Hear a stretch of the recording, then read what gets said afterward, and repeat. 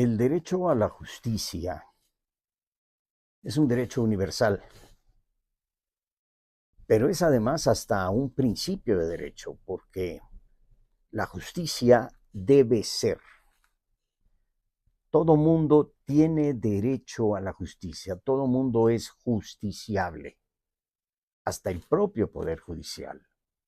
Si hubiese alguien condenado a la más absoluta indefensión, abstraído totalmente del derecho a la justicia, el sistema jurídico todo no tendría razón de ser y el Estado de Derecho sería una falacia.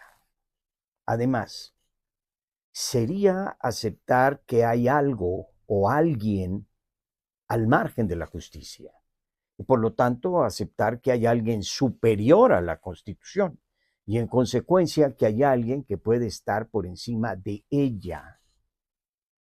Y según el gran constitucionalista Ulpiano Fernández Noroña, ese alguien es hoy el constituyente permanente. Pero veamos, el constituyente originario como el de 1917, tiene un papel primigenio, constitutivo, fundacional, y se expresa en una constitución. Pero el constituyente permanente es un constituyente derivado, no es primigenio, no es fundacional, no constituye. Su papel es más propio de un encargado de mantenimiento que actualiza, perfecciona, ajusta, repara. El que le da el servicio a la Constitución para que pueda seguir siendo funcional en su vigencia. Por lo tanto, puede reformar, es decir, volver a formar, recomponer, modificar, cambiar las características, las cualidades, pero no la puede abrogar. Es decir, no puede abolir, no puede matar la esencia de la Constitución o la Constitución misma. Les voy a poner un ejemplo. Usted tiene una humedad en su casa y contrata a alguien para que le impermeabilice el techo y le resane paredes y pintura. Pero este señor derrumba la casa completa y hace un parque público en su casa, con su propiedad. Y alega que usted se lo encargó, que usted le encargó resolver las humedades, que lo hizo quitando los techos y las paredes. Bueno, pues algo así pasa con la reforma judicial. Ellos creen que porque ganaron la mayoría se les escrituró en propiedad la Constitución, pero la Constitución no es de ellos. Regresemos a nuestro tema. Dice el nuevo constitucionalista estrella de Morena, Ulpiano Fernández Noroña, que la elección de ministros, magistrados y jueces va, le guste o no le guste a la Corte. Pero no es que le guste o no le guste a la Corte, es si es constitucional o no lo es. Y lo que queda de lo que algún día fue Monreal dice que el pueblo ya la aprobó y que la Constitución se aprobó en las urnas y que además ya está publicada, que ya no hay absolutamente nada que hacer. Un constituyente originario constituye no nada más el Estado y las leyes, el sistema jurídico, sino también los órganos propios del Estado que sirven para conducir la vida ordenada bajo el derecho en sociedad. Pero un constituyente permanente trabaja ya con órganos constituidos que existen de antemano para, en un esquema de equilibrios, controlarse entre sí mismos. Por lo tanto, no trabaja en el abstracto primigenio de un constituyente originario.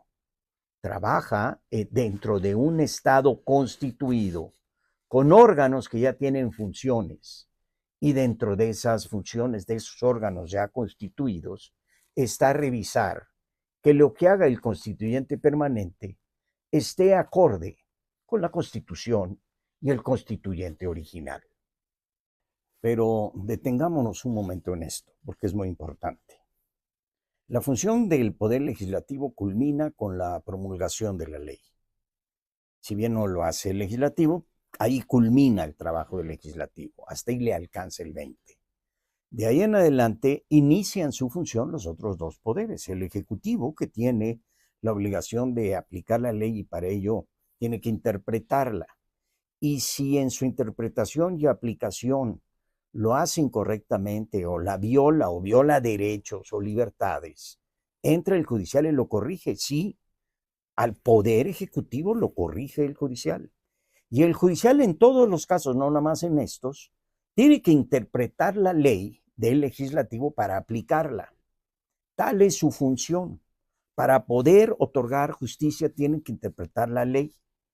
Y Ulpiano, Noroña y Monreal dicen que no puede interpretar la ley porque no puede revisar los actos del legislador ordinario o del legislador como constituyente permanente, pero resulta que es exactamente lo contrario.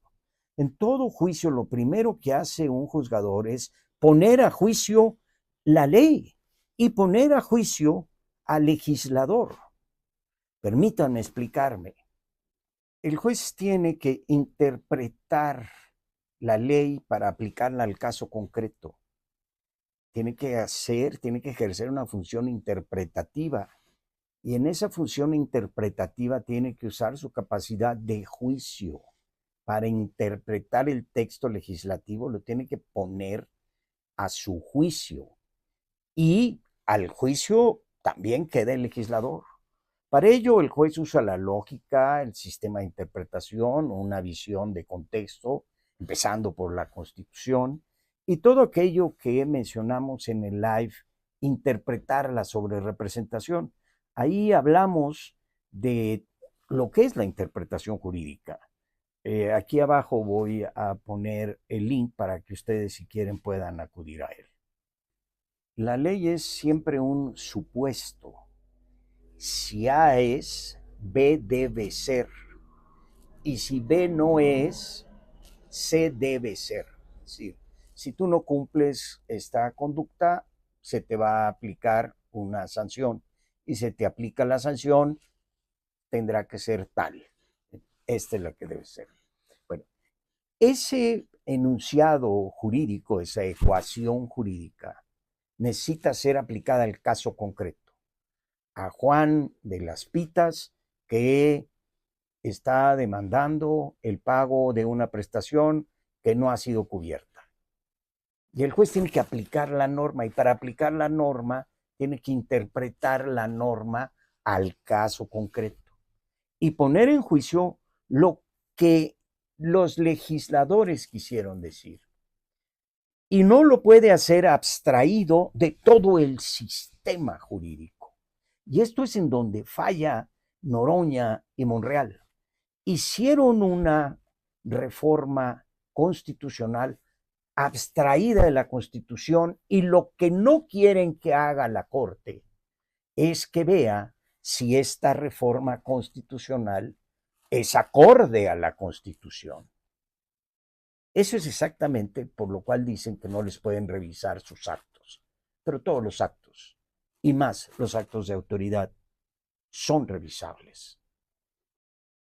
Ahora bien, preguntémonos, ¿se puede ser golpista siendo un constituyente permanente? Sí.